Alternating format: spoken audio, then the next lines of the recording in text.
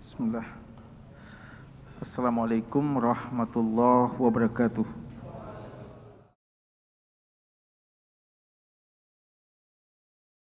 Ala ihsanih wa syukru lahu ala taufiqihi wa amtinanihi. Wa asyhadu an la ilaha illallah wahdahu la syarikalah ta'ziman li sya'nih. Wa asyhadu anna Muhammadan abduhu rasuluh sallallahu alaihi wa ala alihi wa sahbihi wa ikhwanihi amma ba'd. Para hadirin, bapak-bapak dan ikhwah dan anakku sekalian, hafizakumullahu ta'ala jami'an, alhamdulillah. Pada malam hari ini, di malam Jumat, kita sudah memasuki malam yang ke-20 di bulan Dzulqa'dah 1447 Hijriah. Dengan izin Allah dan taufiknya, kembali kita hadir bermajlis guna sama-sama mendekatkan diri kepada Allah, memanfaatkan waktu-waktu yang Allah amanahkan kepada kita dalam ketaatan dan ibadah yang disyariatkan,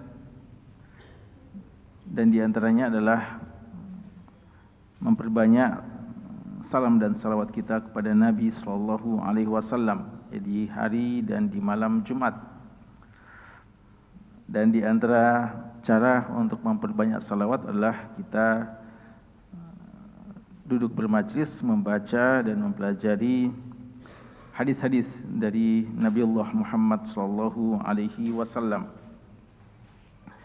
Sebagaimana biasanya malam Jumat kita belajar hadis-hadis yang dikumpulkan oleh Syekh Muhammad Fuad Abdul Baqi rahimahullah dalam buku yang beliau beri judul dengan Al-Lu'lu' wal Marjan fima ittafaqa alaihi asy-syaikhan.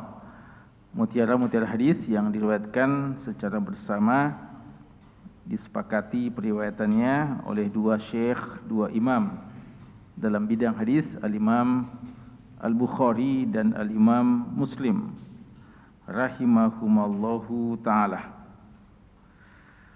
Jemaah sekalian, pada pembahasan kita malam hari ini kita akan masuki bagian masih dalam pembahasan kitab Al-Libas wa Zinah, kitab tentang pakaian dan perhiasan. Dan salah satu jenis pakaian adalah sendal, ya, karena makna pakaian adalah apa yang kita pakai, apa yang kita kenakan, dari ujung rambut kita sampai ujung kaki kita. Sehingga pembahasan tentang sendal, sepatu, kaos kaki dan hal-hal yang semacamnya itu dibahas dalam kitab Al-Libas, kitab berpakaian. Karena itu bagian dari pakaian yang dikenakan oleh seseorang hamba. Pada pertemuan kita yang paling terakhir, kita sudah menyelesaikan hal-hal yang terkait dengan persoalan cincin. Kita sudah bahas beberapa hadis.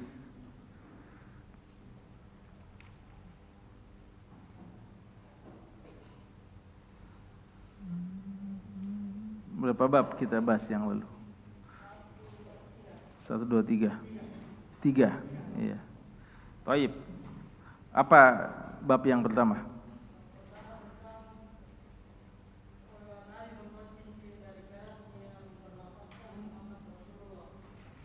Baik, ahsan. Sampingnya. Yang kedua apa?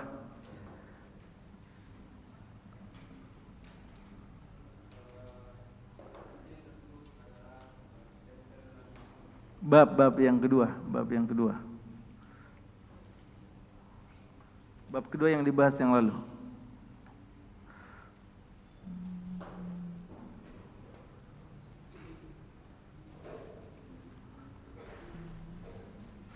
Iding.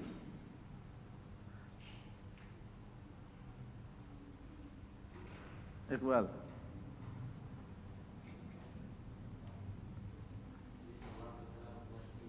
Apa? Itu bab yang pertama. Bab selanjutnya tentang apa? Masih tentang cincin. Tapi apa? Untuk apa? Apa tujuannya? Untuk apa buat stempel?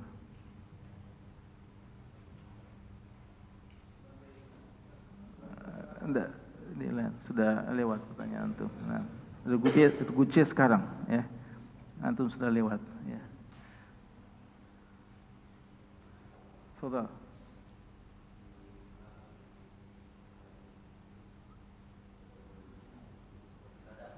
Wasilah dakwah, bersurat. Wasilah dakwah maksudnya apa?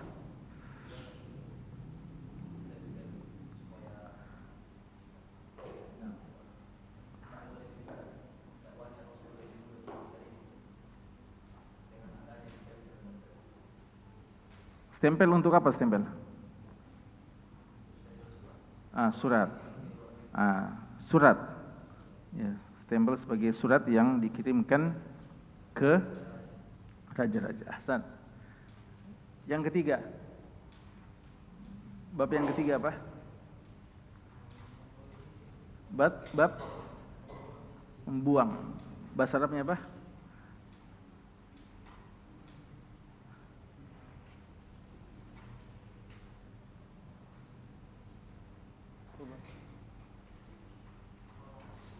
Tarhu al-khawatim. Baik.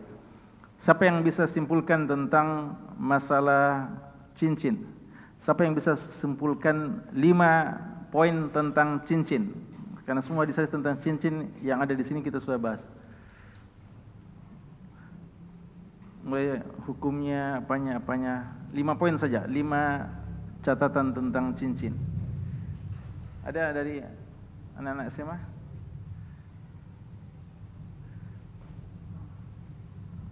Lima poin tentang cincin. Siapa yang bisa simpulkan? Ya, fadhal. Pertama, bolehnya memakai cincin perak pada lelaki. Kemudian larangan memakai cincin emas dan putih pada lelaki. Besi juga dilarang. Sepakat ulama tentang pelarangan cincin besi? Ada khilaf. Iya.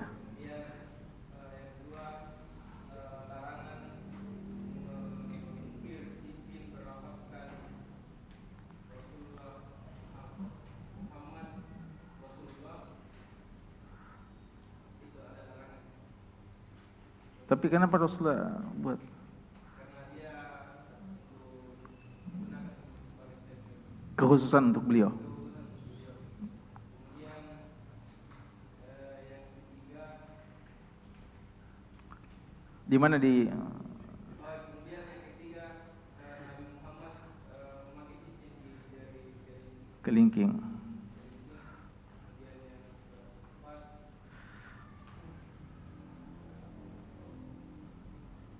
Berarti apa hukum pakai cincin? Sunnah, mubah, wajib, atau mubah? Tidak dikatakan sunnah. Tidak. Ya, itu satu pendapat. Ya, satu pendapat. Bahwasanya dia bukan karena sunnah sekedar memakai cincin, bukan sunnah. Tapi dia dipakai ketika ada kebutuhan. Ya, karena Rasulullah tidak pakai sebelumnya kecuali karena adanya kebutuhan akan itu. Itu salah satu pendapat ulama kita tentunya. Dan ada yang menganggap disunnahkan secara umum. Ya. Masih ada satu lagi, siapa? Ada yang masih lagi? tentang cincin.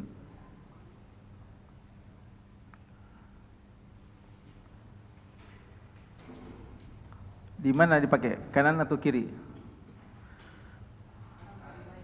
Ya? Kanan. Kalau kiri? Bisa juga. Taib, Masya Allah. Ahsan. Ya, itu kurang lebih ya masalah yang terkait dengan cincin. Karena itu kita katakan bahwa bagi yang ingin memakai cincin, kalau memang menganggap dia sunnah, maka sunnahnya pakai cincin yang perak. Dan itulah yang dipakai oleh Nabi SAW. Dan keluar dari khilaf ulama yang melarang tentang cincin dari besi. Ya, sekarang kita masuk pada pembahasan malam hari ini.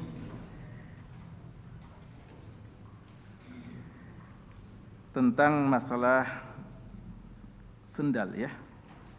Pakai sendal.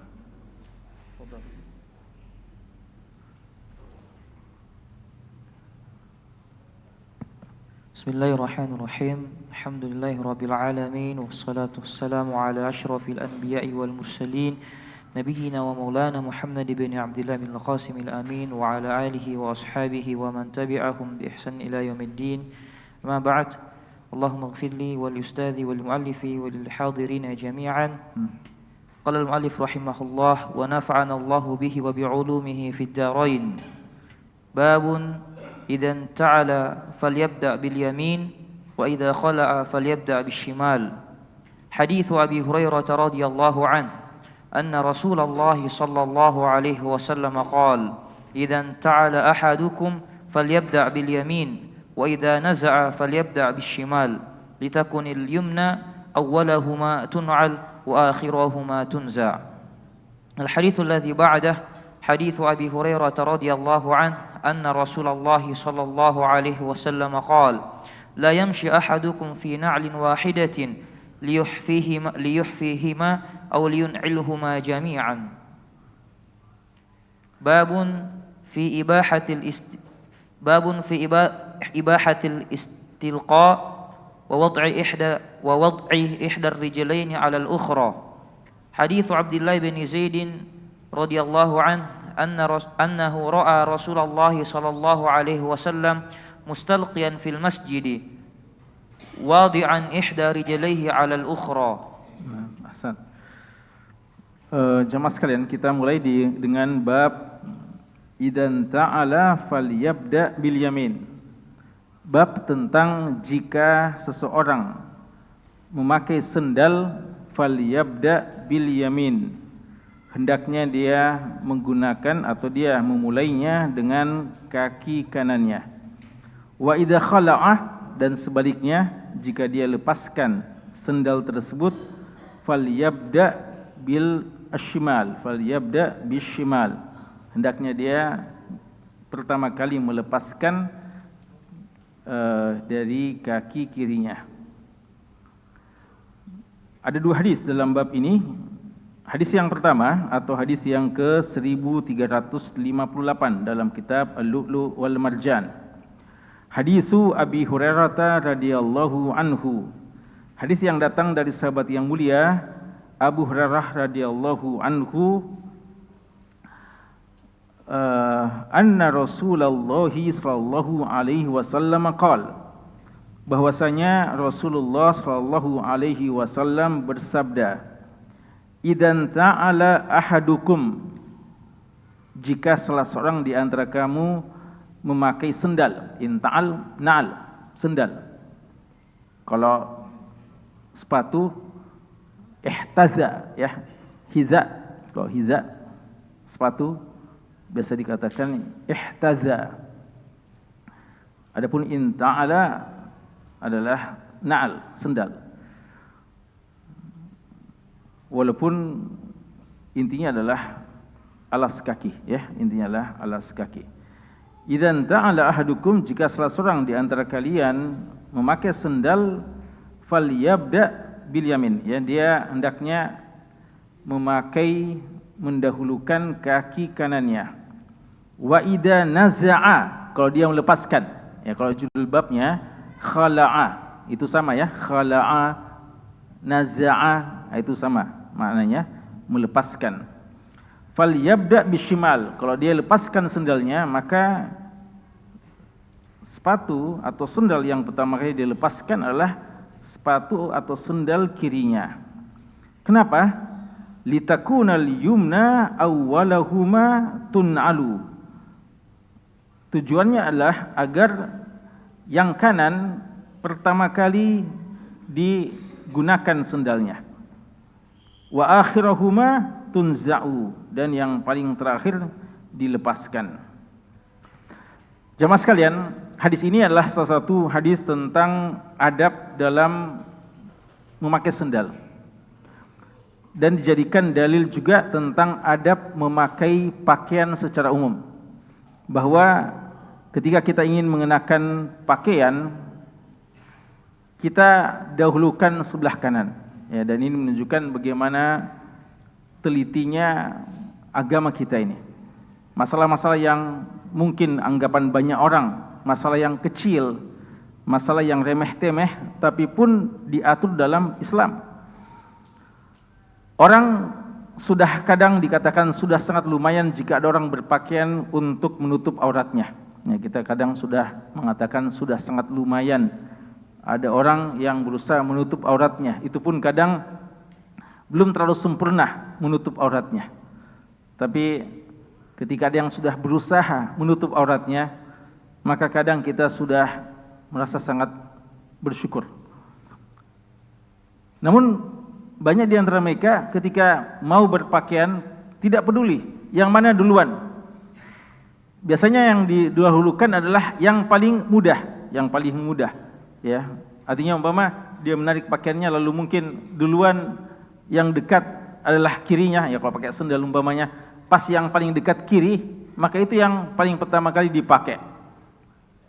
Dengan alasan itu yang mudah, dan biasa tidak peduli yang mana kanan dan kiri sama saja, ya. Ini ternyata agama kita ini mengajarkan bagaimana memperhatikan sampai persoalan yang seperti ini. Dan kalau kita perhatikan hadis-hadisnya, maka yang paling jelas hadisnya adalah tentang memakai sendal. Adapun memakai pakaian tidak disebutkan secara khusus, namun secara umum bisa, ya. Secara khusus dalam artian bahwa kalau kita lihat alasan ulama kita yang juga menganjurkan memakai pakaian dalam artian baju atau celana, itu kebanyakan mengkiaskan dengan hadis kita ini. Jadi hadis yang paling jelas adalah memakai sendal. Namun sendal difahami sebagai apa? Pakaian. Sehingga semua jenis pakaian dikiaskan dengan itu. Entah yang namanya baju atau yang namanya celana, yang memiliki pasangan tentunya, ya, dua anggotanya, yaitu baju ada lengan kanan, ada lengan kiri, celana ada kaki kanan, ada kaki kiri. Maka di situ didahulukan yang sebelah kanan berdasarkan hadis ini.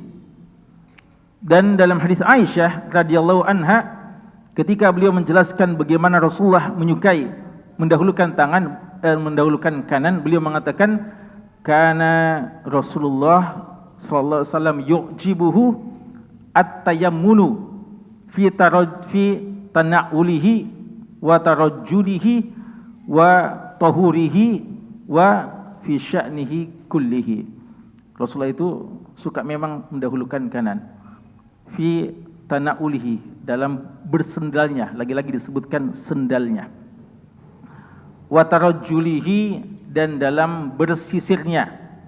Bersisir didahulukan juga bagian kanan, ya, didahulukan bagian kanan, kepala kita bagian kanan, ya. Sama kalau ketika beliau juga cukur rambut, ya, ketika beliau cukur rambut pada saat Fathu Makkah, pada saat Sulhul Hudaybiyah, dan juga pada saat beliau haji, beliau sudah pesan kepada tukang cukur untuk dahulukan sebelah kanan. Jadi walaupun anggota tubuh kita itu ada yang tidak berpasangan, kepala kan cuma satu, tapi kepala ini ada bagian kanan, ada bagian kiri, maka didahulukan juga bagian kanannya. Sama kalau kita mau mandi, ya, atau berwudu, ya, maka dikatakan fi tana'ulihi wa tarajjulihi wa fi tuhurihi atau tuhurihi artinya dalam entah dalam berwudu, entah dalam mandi dan segala macam untuk membersihkan diri. Wa fi sya'nihi kullihi, dan dalam semua urusannya. Ulama menjelaskan maksudnya dalam semua urusannya adalah dalam semua urusan kebaikan-kebaikan, urusan yang bersih-bersih, yang baik-baik, ya, perhiasan dan yang lainnya. Dalam sebagian riwayat mastata, semampu beliau, ya, semampu beliau. Artinya ini semampu kita laksanakan. Oleh karenanya dalam hal ini ulama kita mengatakan bahwa hukumnya mendahulukan kaki kiri pada saat pakai sendal umpamanya itu makruh, sepakat ulama kita, dan tidak sampai mengatakan haram, ya, karena masalah-masalah adab memang kebanyakan ulama mengatakan dia sunnah dalam artian tidak sampai wajib, tapi tentu saja sangat-sangat dianjurkan dan tidak pantas ditinggalkan selama kita mampu. Apalagi dalam sebagian riwayat memang ada lafaz yang dikatakan mastata'ah, selama beliau mampu. Jadi selama bisa kita jangan tinggalkan sunnah ini, ya. Lalu kalau dilihat apa alasannya, ya, dan hadis yang ada sifatnya lebih umum, ya, dalam riwayat Abu Daud dari sahabat Abu Hurairah radhiyallahu anhu dikatakan idza labistum, ada lafaz yang sifatnya lebih umum, idza labistum, jika kamu memakai pakaian. Tidak disebutkan idza labistum ats-tsauba au labistum sirwala au labistum an-ni'ala. Ini berarti bisa sifatnya lebih umum. Jika kalian memakai pakaian, entah pakaian dalam makna baju atau sendal, sepatu atau celana, au tawadda'tum, atau kalian mau berwudu, fabda'u bi aymanikum, maka dahulukanlah bagian kananmu. Ya, ini nas juga, ya, tentang mendahulukan bagian kanan. Ada perintah dan ada larangan. Tapi sekali lagi ulama mengatakan tidak sampai wajib ketika dikerjakan, tidak sampai haram ketika ditinggalkan.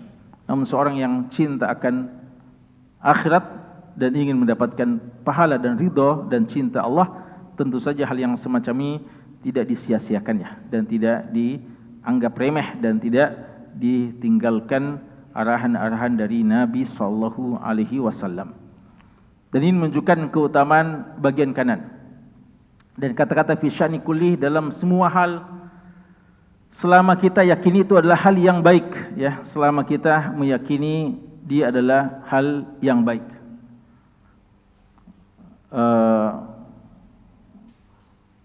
Termasuk di dalamnya adalah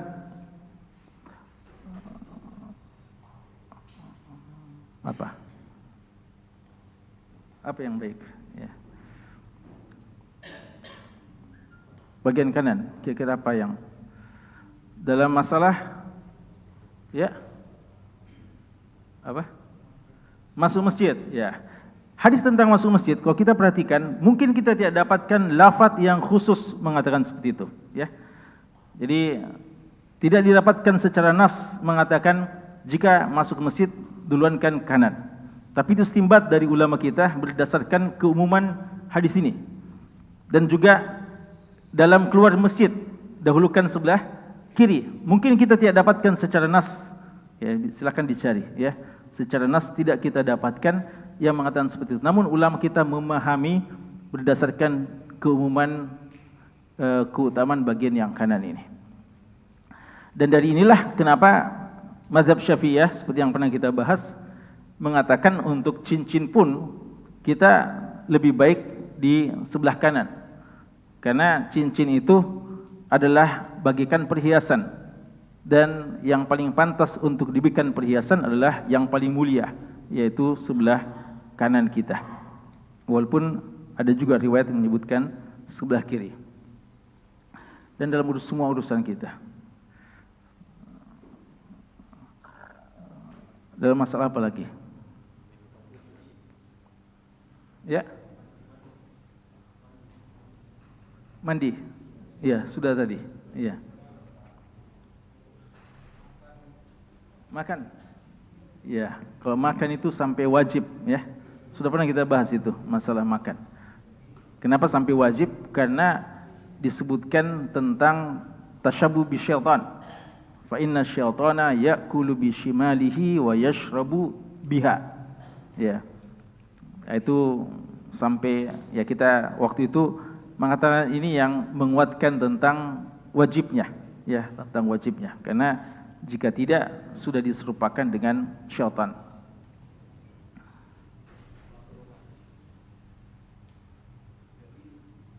Didahulukan sebelah kanan, bagian kanan.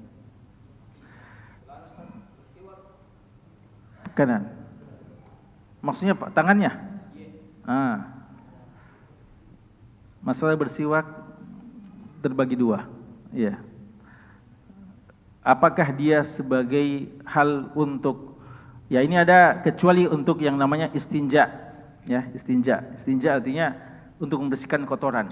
Ya, untuk membersihkan kotoran. Untuk membersihkan kotoran, ya ketika kita buang hajat umpamanya, akramakumullah, kita tidak boleh menggunakan tangan kanan kita.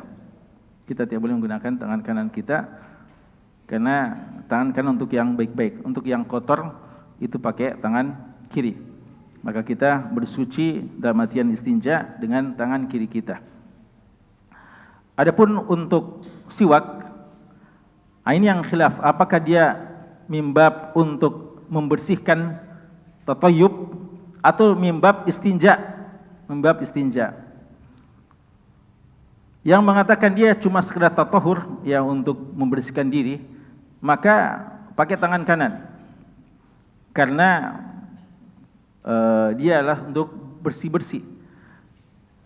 Dan juga dalilnya bahwasanya dia bukan untuk sesuatu yang aib, yang kotor-kotor, karena Abu Musa al-Asy'ari radhiyallahu anhu meriwayatkan bahwa beliau melihat Nabi SAW menggunakan siwaknya atau bersiwak di tengah keramaian.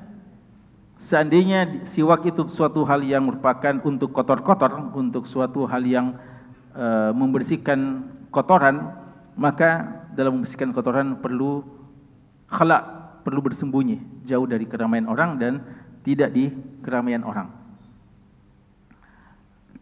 Namun sebagian ulama kita mengatakan, dan ini tafsir dari Syekh Utsaimin rahimallahu taala, bahwa siwak itu kadang untuk membersihkan memang,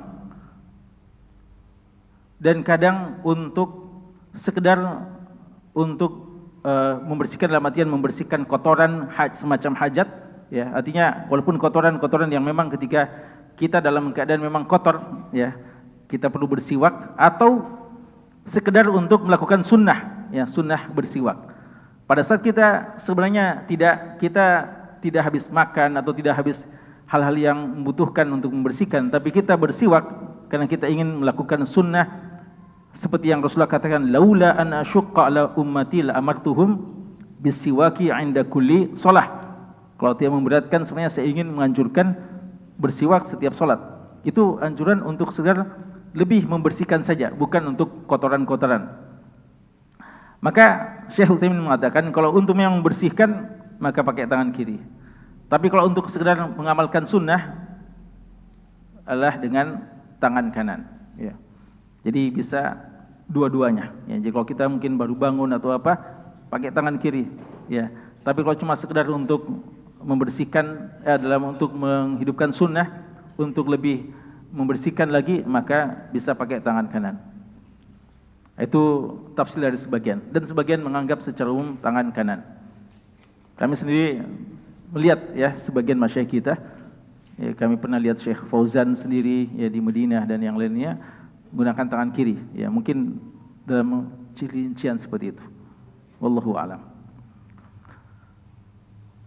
Menulis, lihat dulu dari yang menulis tangan kiri. Iya. Tunggu dulu, jawab dulu. Menulis dulu. Kalau potong kuku, tangan kanan duluan. karena dia dikiaskan dengan mencukur. Dan memang dalam riwayat juga disebutkan ya, dari riwayat-riwayat dari sebagian salaf, tangan kanan. Untuk menulis, kami melihat sebagian ulama tidak terlalu mempersoalkan. Ya, kami melihat sebagian ulama dan sebagian masyayikh pakai tangan kiri. Tapi kalau kita lihat menulis itu bagus enggak? Ya, bagus. Ya, bagus. Maka hukum asal tangan kanan, ya, kalau kita enggak bagus. Bagaimana Rasulullah menulis? Rasulullah tidak pernah menulis. Beliau ummi. Tapi Allah ketika menyebutkan tentang bantahan orang-orang yang menuding bahwa Quran itu buatan Rasulullah sallallahu alaihi wasallam, Allah Subhanahu wa taala menafikan tentang kemampuan Rasulullah menulis. Artinya bagaimana mungkin Rasulullah bisa buat Al-Qur'an itu padahal Rasulullah itu tidak tahu menulis. Wala takhut wa ma takhutuhu biyaminik, ya. Kamu tidak, dan kamu tidak menulis dengan tangan kananmu. Ya, Allah isyaratkan dengan tangan kananmu. Ini isyarat sebenarnya wallahu alam bahwasanya selama mungkin kan bagusnya pakai tangan kanan. Selama kita, karena ini bisa masuk dalam keumuman fi sya'nihi kullihi, ya, dalam seluruh urusannya yang baik-baik, ya. Wallahu taala alam. Main bola bagus atau tidak, ya? Ada yang pakai kaki kidal, ya. Wallahu alam, ya. Mudah-mudahan ini tidak masuk bagian kanan kiri ini, ya. Baik. Jamaah sekalian, kemudian hadis yang berikutnya. Hadis yang berikutnya, hadis Abu Hurairah radhiyallahu anhu, anna Rasulullah sallallahu alaihi wasallam qaal, la yamshi ahadukum, jangan salah seorang di antara kalian berjalan fi na'lin wahidatin,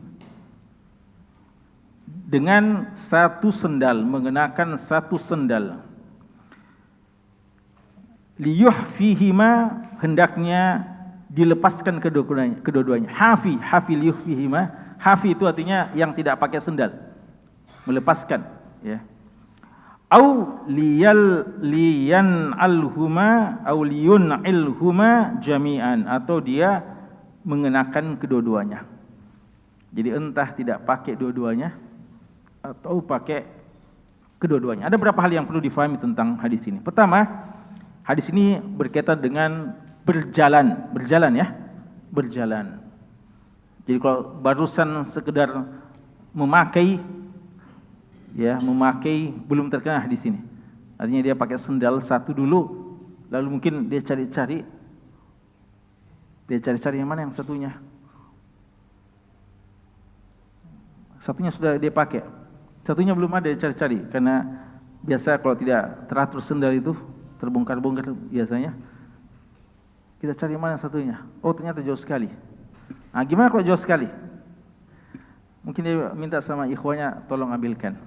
Jangan dia berjalan ke sana, ya. Jadi umpamanya, itu sudah masuk dalam hadis ini. Jangan berjalan dengan satu sendal. Tapi kalau sudah pakai, tapi dia tidak berjalan, maka tidak termasuk dalam hadis ini.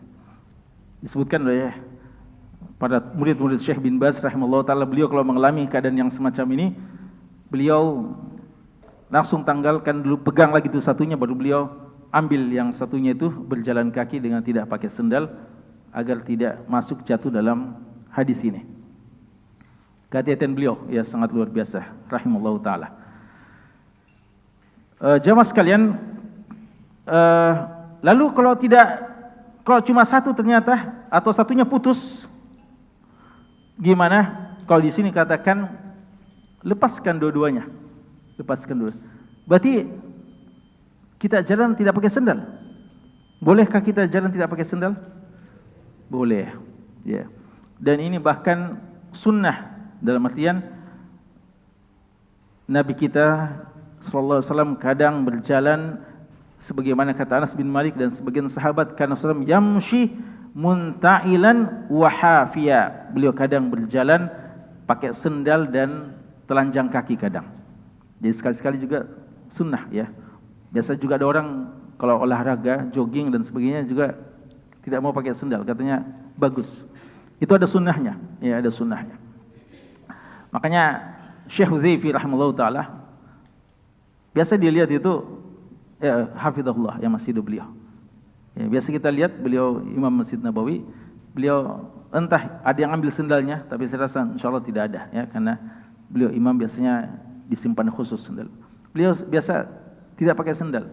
Mungkin beliau mengamalkan sunnah. Dan Syekh Utsaimin kadang melakukan semacam itu ya. Ini jadi boleh kadang sekali-sekali. Jadi jangan bilang ya daripada tidak pakai biar satu saja. Tidak. Jadi tidak boleh. Entah kita pakai dua-duanya atau tanggalkan dua-duanya. Lalu kira-kira apa hikmah dari hal ini? Ulama kita ada ikhtilaf tentang hikmah dari larangan memakai sendal satu, ya, larangan memakai sendal satu. Di antaranya mereka mengatakan li'alla ya'sar fi misyatihi, agar tidak dia tidak jatuh dan tidak seimbang pada berjalannya. Kalau cuma satu tidak seimbang, jangan jadikan terjatuh, ya. Ada yang mengatakan li mukhalafatihi al-muru'ah, untuk menghindari hal yang menyelisihi marwah, kehormatan. Kan biasanya kalau orang yang pakai sendal satu kayak lain-lain ya, mungkin agak miring-miring mungkin ya, atau kurang akalnya ya. Ada juga yang mengatakan bahwa untuk tidak menjadi bahan tertawaan dan tidak menjadi hal yang aneh-aneh ya. Kan ini bisa masuk pada libasus syuhrah ya, ketenaran yang bisa menjadi perhatian, pusat perhatian. Kan kalau ada orang gitu kita lihat itu ya. Biasanya orang gitu ya suka usil, lihat. Tapi memang orang itu memang mau supaya dia dilihat ya. Itu tidak dibenarkan dalam Islam, tidak disunnahkan yang dalam semacam itu. Makanya ada juga orang yang pakai dua sendal tapi lain sendalnya, lain satu dengan yang lainnya. Kalau hikmah pelarangan ini menjadi pusat perhatian atau menjadi bahan ejekan, maka biar pakai dua sendal tapi dengan jenis yang berbeda, maka ini juga bisa menjadi sebab pembicaraan. Maka hindari juga yang seperti itu. Ada juga yang mengatakan bahwa liya'dila baina jawarihihi, untuk bersikap adil terhadap anggota tubuhnya. Ya. Dan ini disebutkan oleh Ibnu Hubairah dan juga disebutkan oleh Ibnu Qayyim rahimahullahu taala. Dan mereka menggunakan beberapa dalil-dalil yang lain, seperti larangan seseorang berada di terik matahari yang menyebabkan sebagian anggota tubuhnya kena terik matahari dan sebagiannya tidak kena. Jadi terlarang ya, dalam sebagian riwayat itu menjadi bayang-bayangan syaitan. Jadi kalau kita ada sinar matahari yang masuk di satu ruangan, lalu sebagian tubuh saja kita kena, maka jangan, hindari itu. Ya, entah semua anggota tubuh kita kena kepanasan semuanya, atau kita hindari, jangan sebagian anggota tubuh kita saja yang kena. Ya, walaupun riwayatnya ada perbincangan di antara ulama kita, tapi itu disebutkan ya sebagian ulama kita. Termasuk dalam hal ini larangan qaza. Apa itu qaza?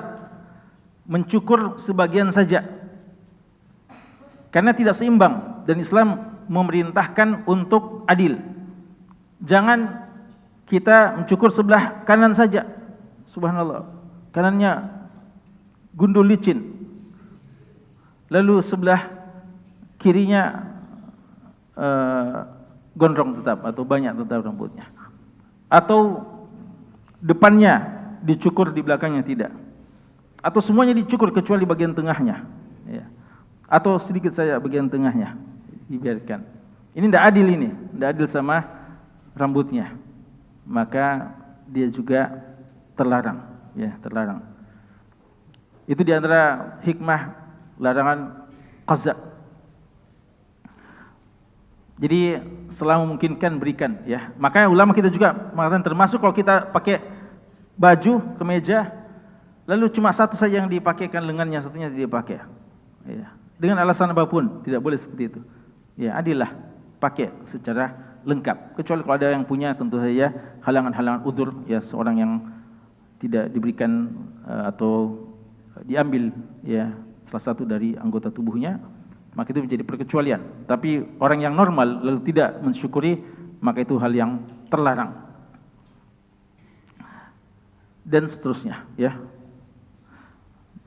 Maka itu juga dahulu, ya, tapi sekarang Anda lihat sudah baik-baik, ya.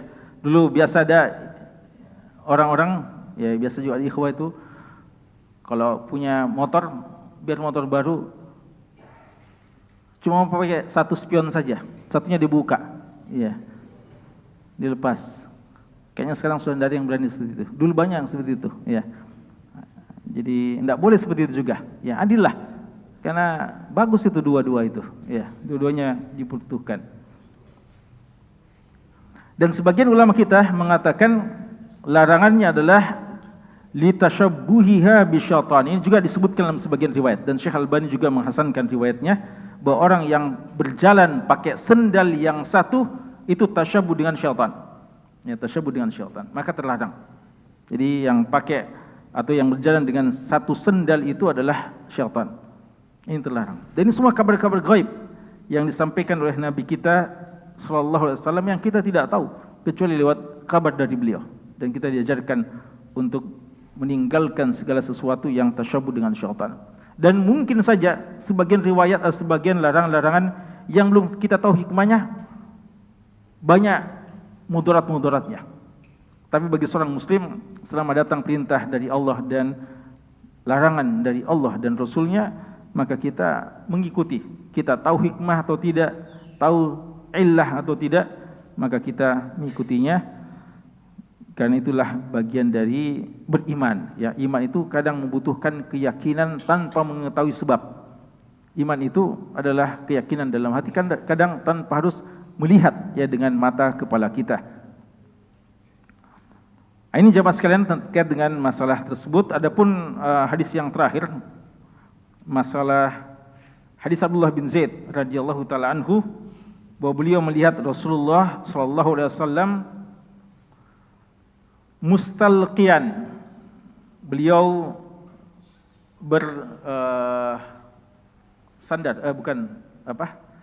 terlentang, ya, mustalqiyan. Gitu ya bahasa terjemahannya. Terlentang. Tidur terlentang. Iya, mustalqiyan. Gitu, ya.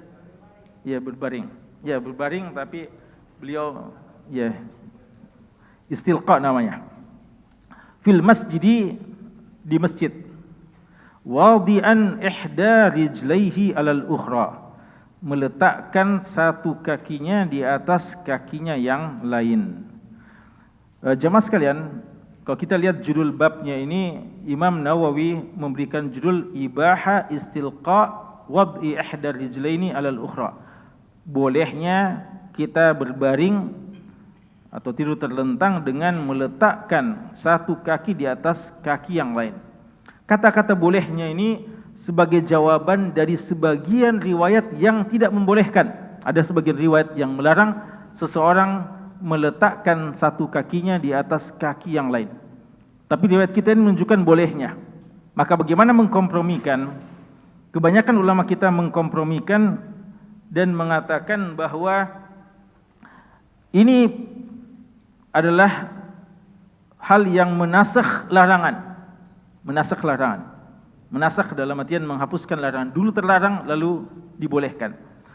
Dan sebagian mengatakan bahwa yang dilarang jika hal itu bisa menyingkap auratnya. Jadi kan biasa ada orang kalau tidak hati-hati, ya mungkin dia pakai semacam sarung, kain sarung. Lalu kalau dia angkat satu kakinya di atas kakinya yang lain, maka mungkin bisa tersingkap auratnya. Pada saat yang seperti itu tidak dibolehkan. Adapun kalau aman seperti kita pakai celana umpamanya silbal, kita meletakkan kaki kanan di atas kaki kiri, maka itu aman, tidak ada masalah. Tapi kalau pakai sarung, apalagi kalau orang pakai sarung lalu tidak ada tidak ada pakaian dalamnya, tidak pakai silwal umpamanya, dan ini bisa terlihat ya auratnya. Maka dalam posisi seperti itu tidak dibolehkan. Namun dalam posisi aman maka hal itu dibolehkan, sebagaimana dicontohkan langsung oleh Nabi SAW. Hadis ini juga menunjukkan bahwasanya Rasulullah SAW beliau kadang ke masjid, di masjid dalam kesendiriannya, walaupun tidak ada majlis-majlis khusus ya. Jadi beliau kadang ke masjid dengan santai ya, santai dalam artian tidak bermajlis bersama sahabatnya, kadang beliau berbaring semacam ini, dan kadang beliau duduk dengan cara yang lebih santai, seperti duduk ihtiba atau kurfusa. Ihtiba atau kurfusa, beliau kadang lakukan seperti itu, sebagaimana disebutkan oleh sebagian sahabat, dan dengan khusyuknya. Ihtiba dan kurfusa itu seperti ini. Ya, jangan ubah entah, ya supaya orang lihat. Ya, itu ya. Rasulullah kadang melakukan semacam itu, tapi bukan dalam salat Jumat ya, atau bukan dalam majlis-majlis yang kadang beliau kalau nyantai dengan para sahabatnya, tidak ada majlis-majlis ilmu khusus, beliau kadang duduk yang semacam itu. Jadi boleh ya, kadang hal yang semacam itu tidak mengapa. Jadi bedakan kadang dalam suasana majlis dan dalam keadaan santai yang semacam itu, sehingga hal yang seperti itu menunjukkan bahwa bolehnya semuanya, tidak terlarang dan tidak patut untuk kita melarang sesuatu yang hukum asalnya boleh. Kemudian juga masuk dalam hal ini adalah bagaimana kita kadang dalam kesendirian kita, kita melakukan hal yang boleh-boleh saja, hal yang sifatnya lebih rileks, lebih santai. Kita lakukan hal yang semacam itu tidak dalam keramaian orang, dan ini tidak dinamakan riya ya, tidak dinamakan riya. Ketika kita dalam kesendirian mungkin lebih rileks ya, cara kita duduk atau cara kita baring dibandingkan dengan ketika banyak orang. Ketika umpamanya kita banyak orang, tidak pantas biasa kita julurkan kaki kita di depan banyak orang umpamanya, atau duduk dengan cara yang mungkin kita dianggap kurang sopan. Namun dalam kesendirian, tidak ada orang bersama dengan kita, maka boleh saja melakukan hal-hal yang semacam itu. Dan ini tidak dilarang dalam Islam dan pernah dicontohkan oleh Nabi SAW. Kebanyakan yang diriwayatkan tentang hal yang semacam ini yang beliau lakukan dalam keadaan beliau bersendirian dan bukan dalam majlis-majlis yang khusus, menunjukkan tentang kebolehannya duduk-duduk yang semacam ini. Ya, dan terakhir ya, bahwa hadis ini menunjukkan salah satu makna dari saddan lidzariyah, kaidah saddan lidzariyah, menutup hal-hal yang bisa menjerumuskan kepada larangan atau melakukan tindakan preventif, bahwa jika bisa menyingkap aurat maka tidak dibolehkan, namun jika tidak sampai menyingkap aurat maka hal itu dibolehkan. Jadi larangan itu hanyalah sekadar saddan lidzariyah. Jadi bukan tanpa makna ya, bukan tanpa makna seseorang dilarang dilarang meletakkan kaki kanan atau salah satu kakinya di atas kaki yang lain, bukan tanpa makna. Itu makna pelarangannya adalah jika bisa menyingkap aurat. Adapun jika tidak maka tidak mengapa. Termasuk yang tidak mengapa dan kadang dilarang oleh sebagian. Ya, ini juga perlu kita pahami ya. Karena kadang adab-adab duduk, adab-adab baring, ada memang yang terlarang dan ada yang pada dasarnya boleh. Namun sebagian kadang melarangnya tanpa ada dasar yang jelas. Termasuk yang tidak terlarang pada hakikatnya adalah seorang yang menjulurkan kakinya ke kiblat. Ini tidak mengapa. Ya, kalau kita mau tidur atau kita dalam kesendirian tidak ada orang-orang, kita menjulurkan kaki kita ke kiblat, Itu tidak ada larangan. Ya, sebagian orang kadang melarang, ya. Padahal tidak ada larangan khusus hal itu. Yang disunnahkan kalau kita mau tidur adalah berbaring di sebelah kanan. Tidak ada khusus, ya kita tidak boleh menjulurkan ke sebelah kiblat kaki kita. Bahkan dalam tata cara salat, kalau seorang yang sakit, bagaimana tata cara salat kalau orang yang sakit? Entah dia baring ke sebelah kanan menghadap kiblat, ya ke sebelah kanan, atau kalau tidak bisa dia tidur terlentang, bagaimana arahnya?